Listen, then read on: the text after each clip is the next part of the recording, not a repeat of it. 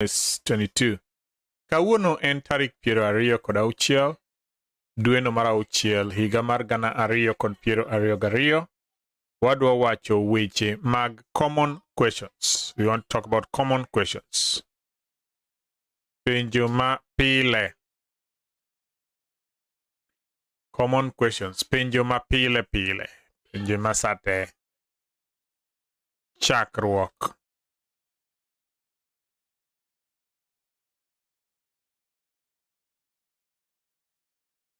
Yusuf. Bende ing'eyo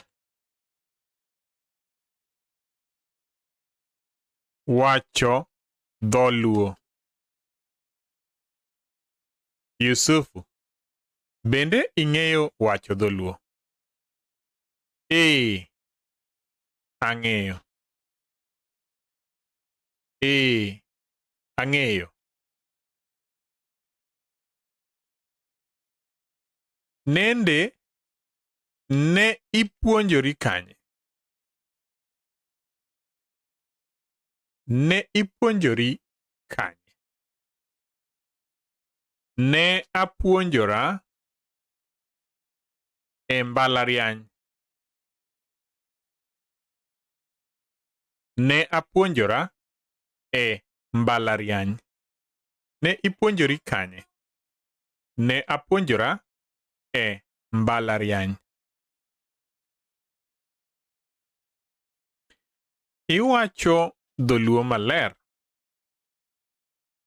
Iwacho dholuo maler mokalo. Iwacho dholuo maler mokalo.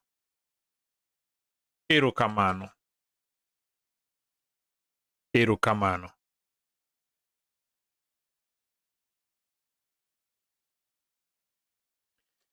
Isebet Kenya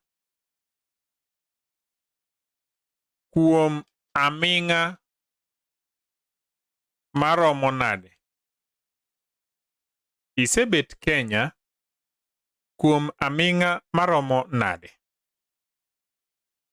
Wige adek. Wige adek.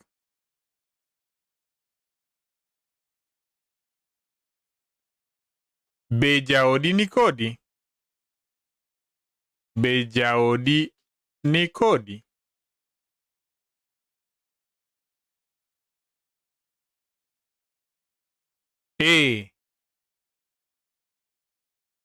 En koda. Ne ochopo ka nyoro. En koda. Ne ochopo ka nyoro.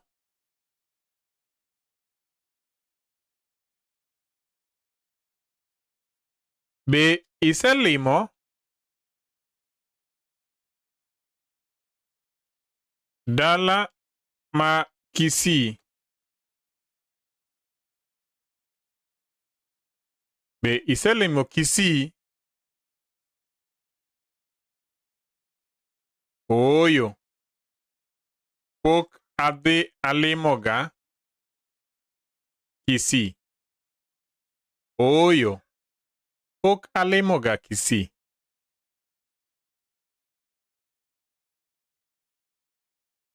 To be isega dhi Mombasa? Be isega dhi Mombasa?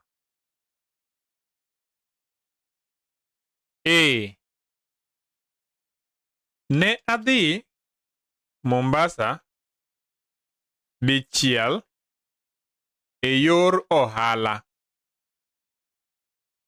Ne adhi Mombasa dichiel e yor ohala. Oh, that's it. So, let me go back to lesson number 20 and just go through it again. Common questions, lesson number 20, penjo mapile. Penjo mapile. Chakruok. Yusufu. Bende ing'eyo wacho dholuo? Ang'eyo. Ne ipuonjori kanye? Ne apuonjora e mbalariany. Wahinya wakaraja. Asante sana. Ne apuonjora e mbalariany. Iwacho dholuo maler mokalo. Erokamano. Isebet Kenya kuom aming'a maromo nade? Isebet Kenya kuom aming'a maromo nade? Wige adek. Wige adek. Be jaodi nikodi? Be jaodi nikodi? En koda. Ne ochopo ka nyoro. En koda. Ne ochopo ka nyoro. Be iselimo dala mar Kisii? Be iselimo dala ma Kisii? Ooyo. Pok alimoga Kisii. This should be an I. Ooyo. Pok alimoga Kisii. To be isega dhi Mombasa? To be isega dhi Mombasa? Ne adhi Mombasa dichiel e yor ohala. Ne adhi Mombasa dichiel e yor ohala. Andy Vincent Byers, thank you so much for liking the stream. Good, let's move on to lesson number 21. The supermarket is closed. Olor duka maduong'. Olor duka maduong'. Start chakruok. Olor duka maduong'. Geoffrey.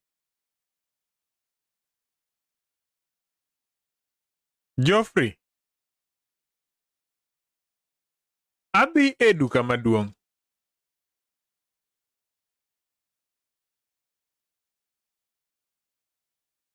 Geoffrey, adhi e duka maduong'. Be de iher biro koda? Geoffrey, adhi e duka maduong'. Be de iher biro koda? Aparo ni duka maduong'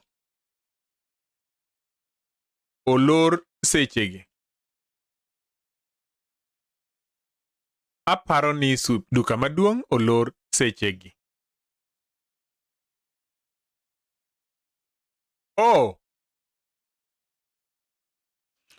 Ilorega sa adi? Ilorega sa adi?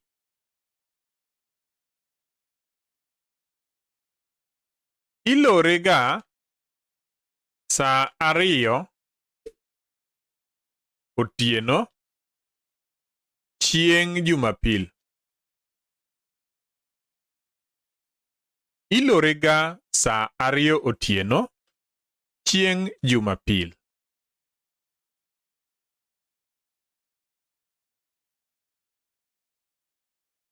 Mano rach manade? Mano rach manade? Kik idew. Kik idew. Wanyalo dhi kiny okinyi. Wanyalo dhi kiny okinyi. Iyawega sa achiel okinyi. Kik idew. Wanyalo dhi kiny okinyi. Iyawega saa 1 okinyi. Awinji. To koro wanyalo timo ang'o? To koro wanyalo timo ang'o?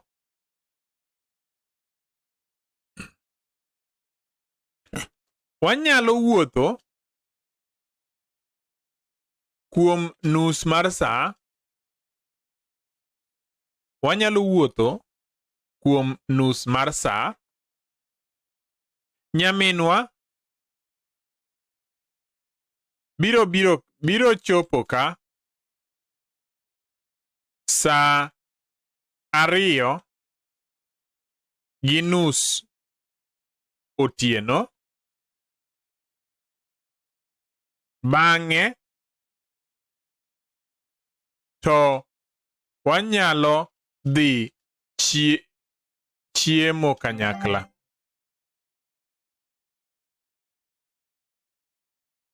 Julius Nyaosi, asante sana, thank you so much. Wanyalo wuotho kuom nus mar saa. Nyaminwa biro chopo ka saa 2:30 otieno. Bang'e to wanyalo dhi chiemo kanyakla. Bang'e to wanyalo dhi chiemo kanyakla. Let me read this again. Awinji.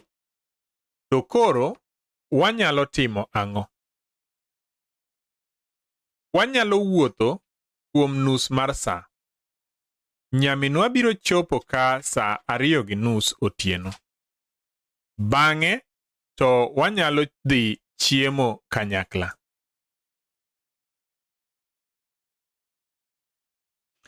Nyaminu odak kanye? Nyaminu odak kanye? Nyaminwa odak Kitale. Nyaminwa odak Kitale.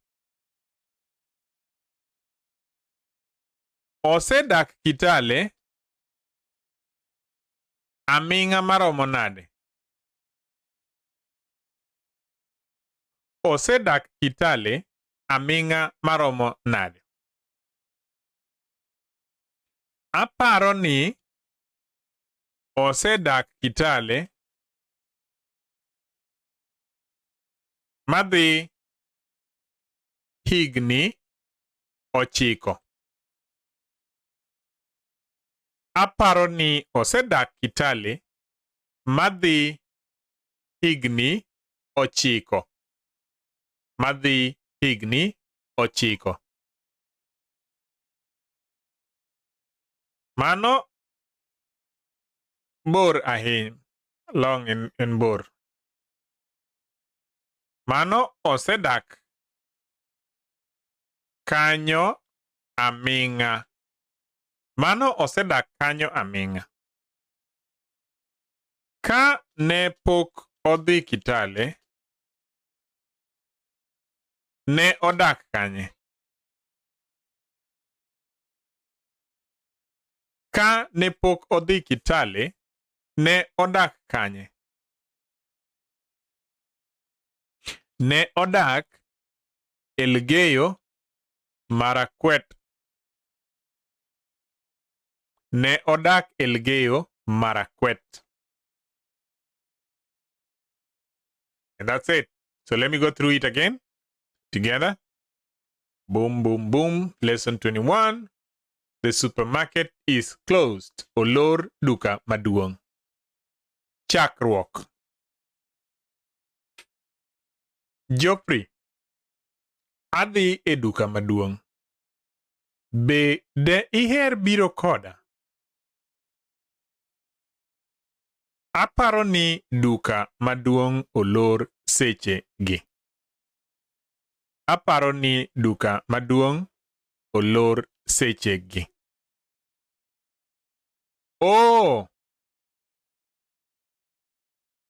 Auma Achieng wacho ni amosi, the writings are too minute. Ya Auma ok anyal keto maduong' moingo ka. I hope the brown ones are the ones that because I don't want to do the English one. The English one is just for the people who do not understand what we are doing, but let's see what we can do. I'll see what to do. Oh, ilorega sa adi? Ilorega sa ariyo otieno, chieng Jumapil. Ilorega sa ariyo otieno, chieng Jumapil. Mano rach manade?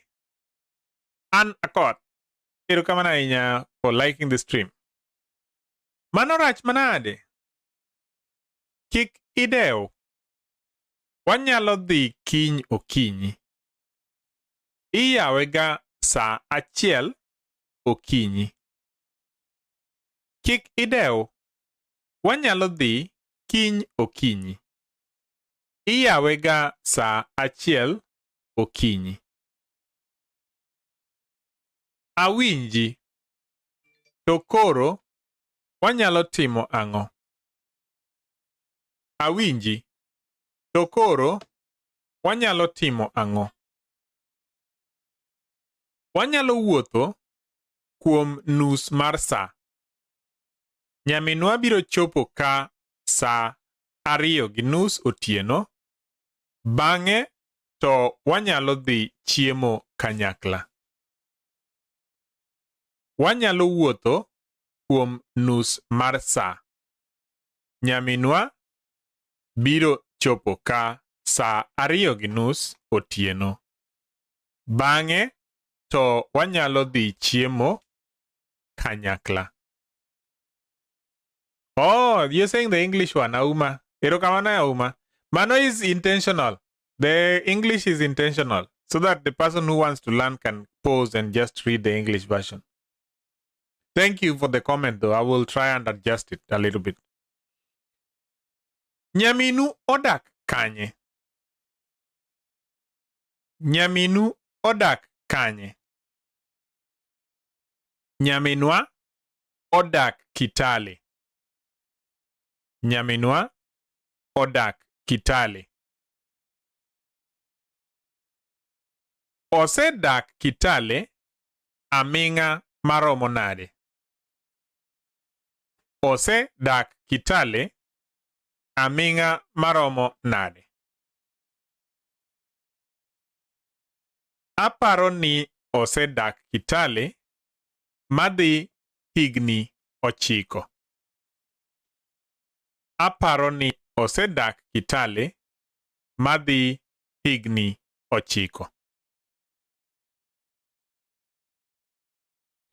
Mano osedak kanyo aming'a. Kane pok odhi Kitale, ne odak kanye? Mano osedak kanyo aming'a. Kane pok odhi Kitale, ne odak kanye? Ne odak Elgeyo Marakwet. Ne odak Elgeyo Marakwet.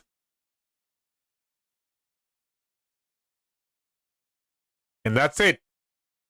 Now let's move on to lesson number 22. And as usual, if you have comments or questions, please just put them on the chat box. I'll be able to see them on the screen. And we can always act on them. Like now, Auma Achieng wacho ni English andiko matindo tindo ma ok nenre. The English is very small though. To miya uru kata subscribers jowadu. Please subscribe. Don't just look at the screen and look at me and then just be like, oh, all right. We need subscribers. We need to get 10,000 and we are not doing well. We are at 6,600. We need to get 10,000. So thank you so very much for those who subscribed. And those who become members, I thank you very much. Be in kod nyithindo. Be in kod nyithindo. Chakruok. Be in kod nyithindo. Chakruok. Petro, be in kod nyithindo?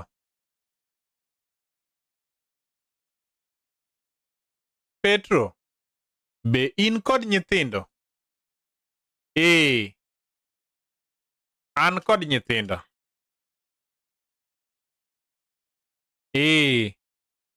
An kod nyithindo.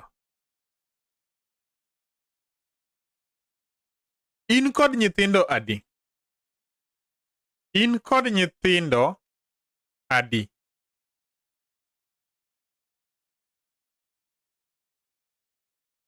An kod nyithindo ariyo.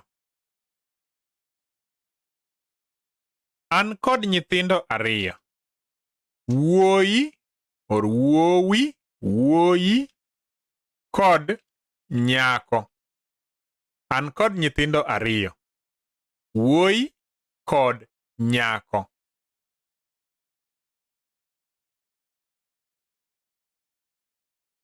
Nyingegi en ng'a? Nyingegi en ng'a? Victor kod Mildred. Victor kod Mildred. Gin johigni adi?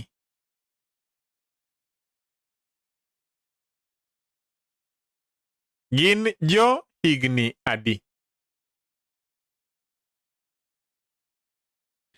Victor en ja higni 17 to Mildred en ja higni 21.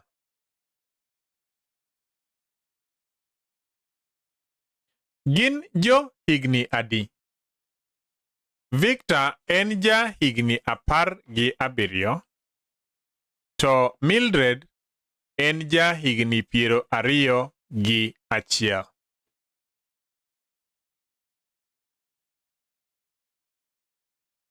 To gin e sikul? To gin e sikul? Mildred ema ni e sikul. Odhi e mbalariany? Mildred ema ni e sikul. Odhi e mbalariany Nairobi. Victor to tiyo Migori. Mildred ema ni e sikul. Odhi e mbalariany Nairobi. Victor to tiyo Migori.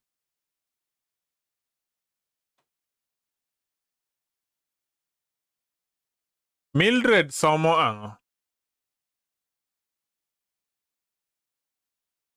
Mildred somo ang'o? Osomo kwano. Osomo kwano. Osomo kwano.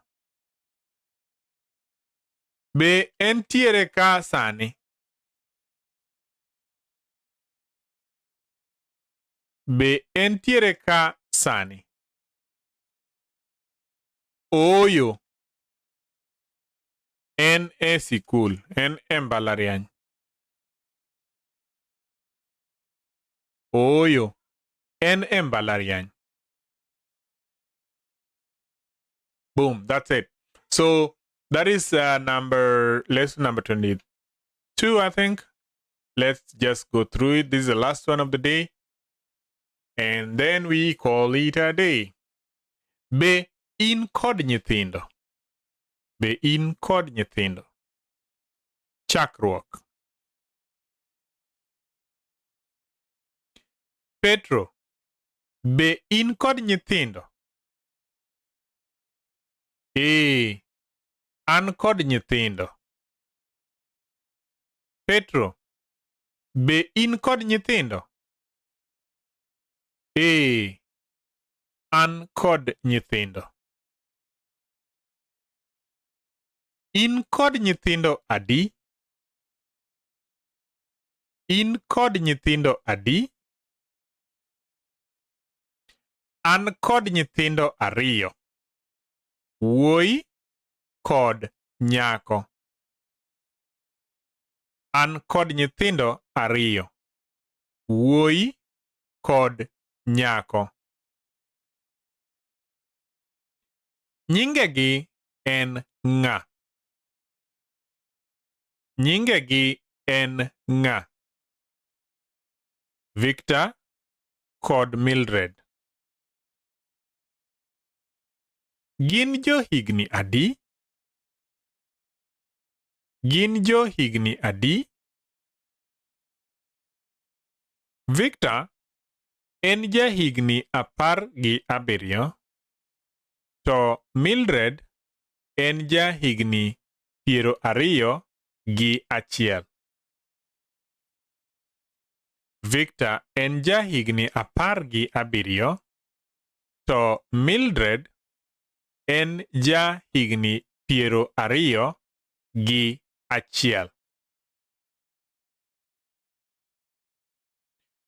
To gin e sikul? To gin e sikul? Mildred ema ni e sikul. Odhi e mbalariany Nairobi. Victor to tiyo Migori. Mildred ema ni e sikul. Odhi e mbalariany Nairobi. Victor to tiyo Migori. Mildred somo ang'o? Mildred somo ang'o? Osomo kwano. Osomo kwano. Be entiere ka sani? Be entiere ka sani? Ooyo. En e mbalariany. Ooyo. En e mbalariany. Boom. So that's it for the day. Thank you so very much for those who joined me in the series. And Anne, thank you so much. Julius, asante sana.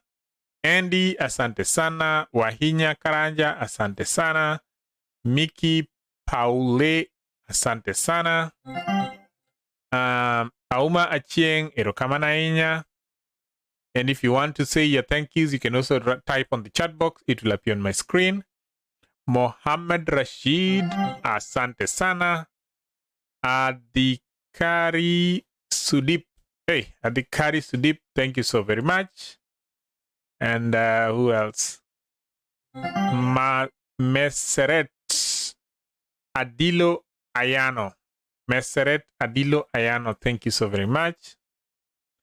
Frida Alistan, thank you so very much. Gerald Otieno, asante sana. Alice Odawa, erokamana ahinya. And who else is not yet? If you just click on like on the screen, it should appear on my screen here. Kon Ropamei Porteros. Thank you so very much. That's a difficult name. Paul Eli, thank you so very much. Redemptor Mutinda. Thank you so very much, Redemptor. Ankod nyithindo. Thank you so very much, Redemptor Mutinda. Nengo Martina. Sante sana, Nengo Martina. Brimton Hudson. Thank you so very much.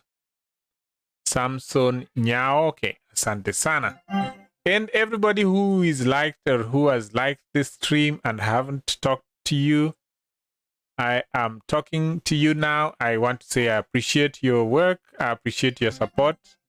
And I hope that we shall continue doing this and we shall continue learning the Luo language. So I will post shorter versions of what we've just done today. So if you want to, you can just hold on.